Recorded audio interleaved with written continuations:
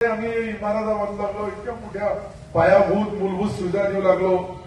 याच्यामध्ये हे जे जबाबदारी आपली जितकी आमचे लहान चिमुकले आहेत यांना चांगल्या दर्जाचं शिक्षण मिळावं, यांना चांगल्या क्वालिटीचे कपडे मिळावे, चांगल्या क्वालिटीचा बुटापासून तर एज्युकेशन पासून तर शाळेमध्ये पायाभूत मूलभूत सुविधा मिळायला पाहिजे. हे सर्व केलं तरच या मुलांचं काहीतरी भविष्य आहे. नाही तर फक्त त्याचे आई वडील विश्वासावर तुमचे सुरू लागले, तुम्ही फक्त बघायचे उपयोग घेऊ लागले. कधी घंटी होती आणि कधी घरी जातात. आणि एकही मोबाईल मला शिक्षकाकडे शिकवताना दिसला नाही पाहिजे. जशी जी संवाद तुम्ही दक्षता घ्या. सर्व कोणत्याही वर्गामध्ये शिकवताना मोबाईलचा उपयोग करता येणार नाही. तुम्ही इकडे शिकवण्यामध्ये कमी आणि त्या मोबाईलमध्ये जास्त असेल तर मग शिक्षण होणार नाही.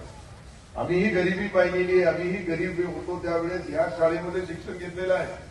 आणि या शाळेमध्ये शिकताना त्यावेळेचे शिक्षकचा इतका डिसिप्लिन होता का मुलगा कदाचित एखाद्या टपरीवर उभा राहिला आणि शिक्षक समोरून गेला तर तो 2 दिवस झोपत नव्हता. या सर्व ज्या गोष्टी आहे त्यांच्या मुलांना चांगलं शिक्षण द्या, चांगल्या क्वालिटीचं शिक्षण द्या. चांगल्या क्वालिटीमध्ये कोणताही कॉम्प्रोमाइज नाही. तुम्ही आम्हाला सांगा तर तुम्हाला काय पायाभूत सुविधा पाहिजे, कोणत्या मूलभूत सुविधा पाहिजे, काय साहित्य पाहिजे, शिक्षणासाठी कोणतं आम्ही काम करायला पाहिजे. असं आमची हे सिल्लोड शहराची गोरगरिबाची मुलं प्रायव्हेट शाळेपेक्षा चांगल्या दर्जाचं शिक्षण आपल्या नगरपालिकेत मिळाला तरच मी हे इतका मोठा करायचो. काय आम्ही कोट्यवधी रुपये खर्च करू लागलो आणि मुलांना काही शिक्षण नसत. तुम्ही तुमचा पोट भरण्याचा धंदा नाहीये.